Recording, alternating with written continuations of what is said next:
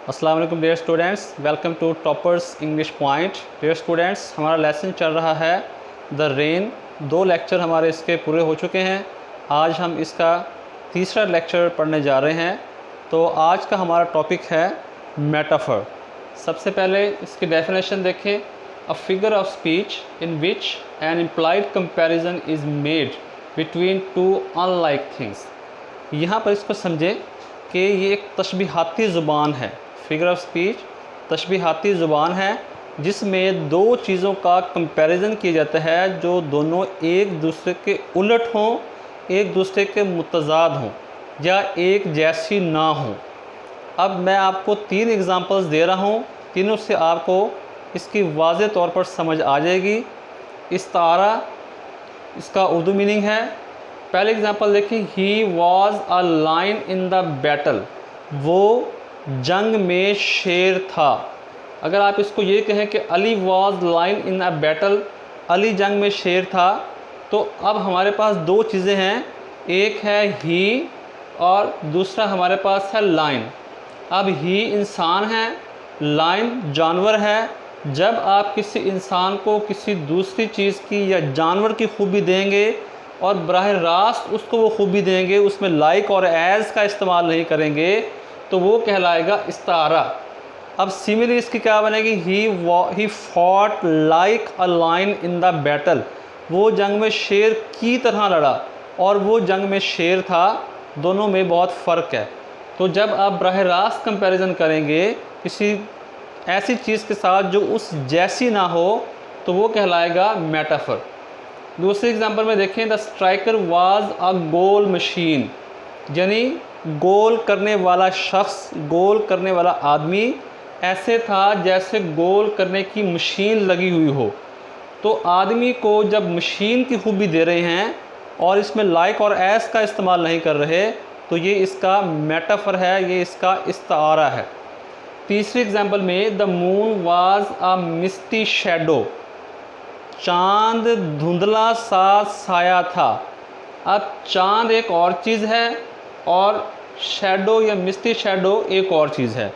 जब आप देखें कि चांद और साया 2 मुख्तलिफ चीज़ें हैं, इस तरह आप साए की खूबी जब चांद को देंगे तो हम कह सकते हैं कि आप इसको मेटाफर के ज़रिए ये बात इसकी खूबी देकर कर रहे हैं।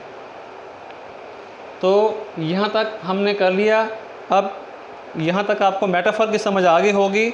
नेक्स्ट हमारा क्वेश्चन है, select the choice that explains the meaning of A metaphor and used in the sentence. यहाँ पर हम आपको बताएंगे कि इनमें से कौन कौन से मेटाफर का आंसर करेक्ट है। पहला है, Junaid is an ox, Junaid एक बैल है। अब आप देखते हैं कि बैल बड़ा मजबूत और बड़ा हट्टा कट्टा और बड़ा पावरफुल होता है, ताकतवर होता है। तो अब जुनेद को कौन सी खूबी दी गई है? 3 ऑप्शन हैं, Junaid is deaf, Junaid is weak, Junaid is strong. तो ऑक्स का मतलब होता है स्ट्रॉन्ग। तो यहाँ पर हमारा करेक्ट ऑप्शन क्या है? Junaid is strong is correct answer. दूसरा आप देखें, Waleed is a real couch potato. The metaphor real couch potato means, couch कहते हैं सोफ़े को और पोटैटो कहते हैं आलू या आलू से बनी हुई कोई भी चीज़, लाइक अ चिप्स जो आप खाते हैं। तो जब आप सोफ़े पर बैठे टीवी देख रहे हों और चिप्स खा रहे हों और कोई काम करने को आपका दिल ना करे, तो उसे कहते हैं रियल काउच पोटैटो, यानी लेज़ी होना। आप इतने सुस्त हो गए हैं कि आप आराम से सोफ़े पर बैठे हुए हैं और चिप्स खा रहे हैं और टीवी देख रहे हैं। तो इसके ऑप्शंस 3 हैं, जिनमें से एक ऑप्शन करेक्ट है। Waleed is always busy with some activity, Waleed is lazy, Waleed is lazy, Waleed likes to go outside and play. इसके करेक्ट ऑप्शन है वलीद इज़ लेज़ी। तीसरा MCQs है, Shahid is a volcano after hearing his brother borrowed his car without permission. The metaphor Shahid is a volcano means। अब volcano क्या होता है? volcano कहते हैं आतिश फिशां पहाड़। एक पहाड़ जिसके अंदर लावा भरा होता है, यानी वो इतना गर्म होता है कि अपने गर्मी से ही फट जाता है और बहुत नुकसान देता है। तो यहाँ पर वॉल्केनो को शाहिद से तशबीह दी गई है कि Shahid is angry, Shahid lives in Japan, Shahid has a triangle head. तो यहाँ पर करेक्ट ऑप्शन है शाहिद इज़ एंग्री, यानी वो बहुत गुस्से में है, वो बहुत गर्म है। चौथा ऑप्शन है MCQs, Lubna is the apple of her father's eye. Lubna, the metaphor Lubna is the apple means, apple of eye कहते हैं किसी को बहुत प्यारा लगना, किसी के आँख का तारा होना।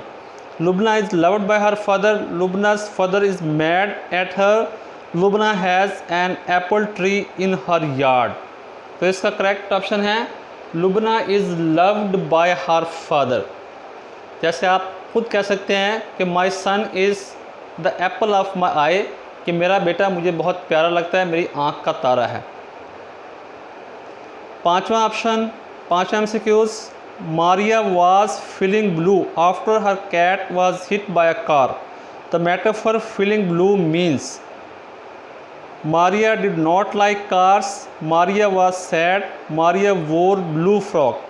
तो इसका करेक्ट ऑप्शन है Maria was sad। अब फीलिंग ब्लू जो है ये मेटाफर के तौर पर इस्तेमाल हुआ है। ब्लू कलर जो है वो सैड होने की अलामत है। Blue colour is known as colour of sadness because it creates the feeling of sadness, it creates negative feeling. तो जो ब्लू कलर है वो सैडनेस को शो करता है। ऐसे ही हैप्पीनेस के लिए जो कलर इस्तेमाल होता है वो है yellow colour. Yellow colour is known as the colour of happiness. ये इनमें डिफरेंस है। छठा स्टेटमेंट है Faraz is a giant in his class towering a foot over his classmates. The metaphor Faraz is a giant means, अब giant कहते हैं किसी लंबी चीज़ को, जैसे जिन होता है, भूत होता है, देव होता है, उनके कद बहुत बहुत बड़े होते हैं, तो जाइंट कहते हैं टॉल को। तो यहाँ पर हमारे पास करेक्ट ऑप्शन है Faraz is toll.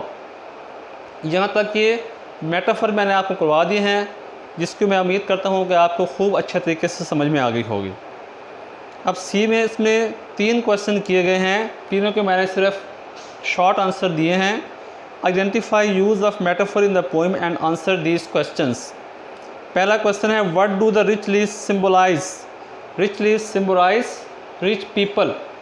What do the poor leaves symbolise, poor leaves symbolise poor people. और what does the sun symbolise, सूरज किस चीज़ की अलामत है, किस चीज़ की अलामत होता है। The sun symbolises equality in the society, सूरज माशरे में बराबरी की और मसावात की अलामत होता है कि सूरज निकलता है तो उसकी किरणें, उसकी शुआएँ सब पर पड़ती हैं, चाहे वो छोटा हो, चाहे वो बड़ा हो, चाहे वो अमीर हो, चाहे वो गरीब हो, यानी सूरज की शुआएँ इक्वली सब के ऊपर आती हैं। तो इसलिए ये सिंबल है इक्वालिटी की। डियर स्टूडेंट्स, नेक्स्ट हमारा टॉपिक है पर्सोनिफिकेशन। पर्सोनिफिकेशन का उर्दू मतलब है तजसीम या तमसील। 1728 में ये टर्म इस्तेमाल होना शुरू हुई थी। पर्सोनिफिकेशन को ज़्यादातर पोइट्स और राइटर्स अपने लिटरेचर में इस्तेमाल करते हैं, पोइम्स वगैरह में इसका इस्तेमाल ज़्यादा होता है। तो सबसे पहले इसकी डेफिनेशन देखें। वेयर एन ऑब्जेक्ट और idea is given human traits और करेक्टरिस्टिक्स, या इसकी एक डेफिनेशन ये भी हो सकती है जहाँ किसी गैर इंसानी चीज़ को इंसानी खूबी दे दी जाए तो वो कहलाता है पर्सोनिफिकेशन। पर्सन से है पर्सोनिफाई और पर्सोनिफिकेशन यानी तजसीम करार देना किसी गैर जानदार चीज़ को या किसी ख़्याल को या किसी मुजर्रद चीज़ को इंसानी खूबी दे देने को कहते हैं पर्सोनिफिकेशन। अब इसकी एग्जांपल से आप समझ सकते हैं flowers were fluttering and dancing in the breeze. अब देखें फ्लावर्स क्या हैं, नॉन ह्यूमन बीइंग्स हैं। फ्लावर्स हैं नॉन ह्यूमन बीइंग्स जो कि इंसान नहीं हैं। अब इन्हें खूबी कौन सी दी गई है, fluttering and dancing. Fluttering and dancing are human qualities. ये इंसानी खूबियाँ हैं कि इंसान जो है वो उनके बाल वगैरह फड़फड़ाते भी हैं या इंसान ख़ुद भी फड़फड़ाते हैं और ये डांस भी करते हैं, रक्स भी करते हैं तो ये दोनों खूबियाँ जो हैं ये इंसानों के लिए हैं, लेकिन यहाँ पर ये किसको दी गई हैं? फ्लॉर्स को दी गई हैं। यहाँ पर हम कह सकते हैं कि these two human characteristics are given to the flowers which are human qualities, कि ये दो खूबियाँ फ्लटरिंग और डांसिंग जो कि इंसानी खूबियाँ हैं ये फ्लॉर्स को दी गई हैं। तो हम यहाँ पर कह सकते हैं कि इन दोनों खूबियों को पर्सोनिफाई करके उनको दिया गया है। अब नेक्स्ट इसमें दो क्वेश्चन आते हैं, which object is being personified in the poem. तो कौन से जो ऑब्जेक्ट्स हैं उनको पर्सोनिफाई किया गया है? तो हमारे पास रिच लीव्स और पुअर लीव्स भी कह सकते हैं। Rich leaves are being personified in the poem. Rich leaves को अमीर पत्ते कहा गया है। वो क्या किस लिए कहा गया है? कि रिच लीव्स को रिच पीपल से पर्सोनिफाई किया गया है, तो यहाँ पर इनको पर्सोनिफाई किया गया रिच लीव्स को। उसके बाद दूसरा क्वेश्चन है, which human traits are given to that object. उस ऑब्जेक्ट को कौन कौन सी इंसानी खूबियाँ दी गई हैं रिच लीव्स को? रिच लीव्स को the human traits of drinking, giving and helping others are given to rich leaves. Rich leaves को जो खूबियाँ दी गई हैं कि वो ड्रिंक करते हैं, जो बारिश का पानी ऊपर पड़ता है उसको पीते हैं, गिविंग फिर देते हैं नीचे वाले पत्तों को, एंड हेल्पिंग अदर्स और उन दूसरों की यानी नीचे वाले पत्तों की मदद करते हैं, या अमीर लोग गरीबों की मदद करते हैं। तो ये जो खूबियाँ हैं ये रिच लीव्स को ही दी गई हैं। स्टूडेंट्स, नेक्स्ट हमारा टॉपिक है ट्रांजिटिव और इंट्रांजिटिव वर्ब। पहले तो मैं आपको बताता हूँ कि ट्रांजिटिव वर्ब होता क्या है। ट्रांजिटिव वर्ब की डेफिनेशन देखें। Transitive verb needs an object. Transitive needs an object, कि ट्रांजिटिव वर्ब में हमें ऑब्जेक्ट की ज़रूरत पड़ती है। अगर वो ऑब्जेक्ट हमारे पास नहीं होगा तो हमारा वो सेंटेंस इनकम्प्लीट होगा, हमें उसकी कुछ समझ नहीं आएगी। एग्ज़ाम्पल इसकी देखें। I stopped the boy. मैंने लड़के को रोका। अगर मैं सिर्फ इतना ही बोल दूँ आई स्टॉप्ड और उससे आगे वाला हिस्सा ना लिखूँ तो आप पूछेंगे व्हाट यू स्टॉप्ड, तो मैं कहूँगा द बॉय। तो यहाँ पर द बॉय जो है ये इसका ऑब्जेक्ट है, मुझे इसकी ज़रूरत पड़ी है तब जाके ये सेंटेंस पूरा हुआ है। तो ऐसा सेंटेंस जिसमें ऑब्जेक्ट की ज़रूरत पड़े वो कहलाता है ट्रांजिटिव वर्ब। उसके बाद है इंट्रांजिटिव वर्ब, कि what is intransitive verb. Intransitive verb एक ऐसा सेंटेंस होता है, एक ऐसा फ़िक्रा होता है जिसमें हमें ऑब्जेक्ट की ज़रूरत नहीं होती, which do not need an object, जिसमें ऑब्जेक्ट के बग़ैर ही आपकी कही हुई बात पूरी हो जाए, वो कहलाता है intransitive verb. For example the boy stopped, लड़का रुका। अब जब ये फ़िक्रा आपने बोला है तो ये फ़िक्रा मुकम्मल है, इसमें आपको किसी और ऑब्जेक्ट की किसी भी चीज़ की ज़रूरत नहीं है। तो जिसमें ऑब्जेक्ट की ज़रूरत पड़े वो ट्रांजिटिव वर्ब है, और जिसमें ऑब्जेक्ट की ज़रूरत ना पड़े वो आपका इंट्रांजिटिव वर्ब है। अब हमारे पास क्वेश्चन इसका आया है, pick out the verb in each sentence and state whether it is transitive or intransitive. एक बात और सुने, ट्रांजिटिव वर्ब का उर्दू मतलब है फ़ेल मुतअद्दी। मैं आपको यहाँ लिख देता हूँ, फ़ेल मुतअद्दी। और इंट्रांजिटिव वर्ब का मतलब है फ़ेल लाजिम। ये इनकी उर्दू मीनिंग है। अब मैं आपको इसकी एक्सरसाइज का एक जो क्वेश्चन है वो मैं करवाता हूँ।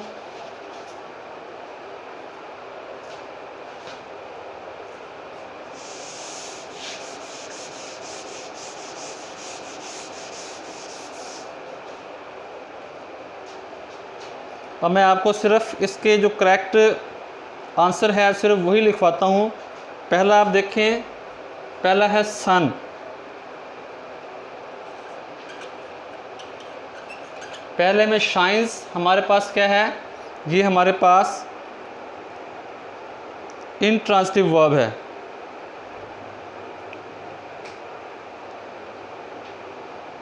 पहला हमारे पास जो शाइन्स है वो ये हमारे पास इंट्रांजिटिव वर्ब है। दूसरा हमारे पास है हियर। हियर हमारे पास क्या है, ये ट्रांजिटिव वर्ब है।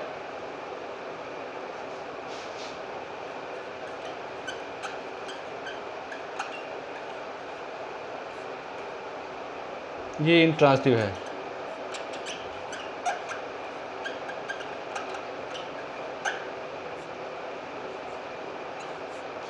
तीसरा हमारे पास है अली ड्राइव्स हर कार केयरफुली। ड्राइव्स भी ट्रांजिटिव है।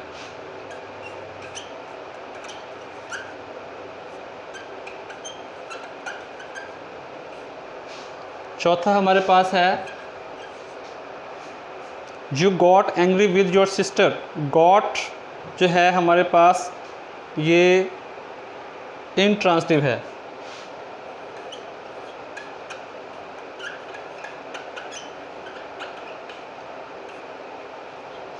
पांचवा हमारे पास है Sarmad ate lot of sweets. Ate हमारे पास क्या है, ये ट्रांजिटिव वर्ब है।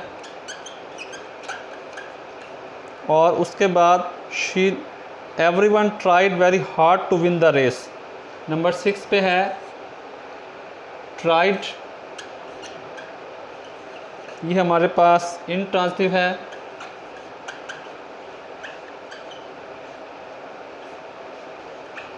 और नंबर 7 पे हमारे पास है शी नोज़ द सीक्रेट। तो इसमें नोज़ जो है वो ट्रांजिटिव है।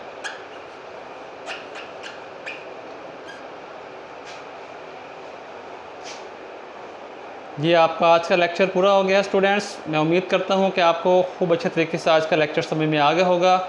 इसके साथ ही टॉपर्स इंग्लिश पॉइंट की तरफ से मुझे इजाज़त दें। Thank you.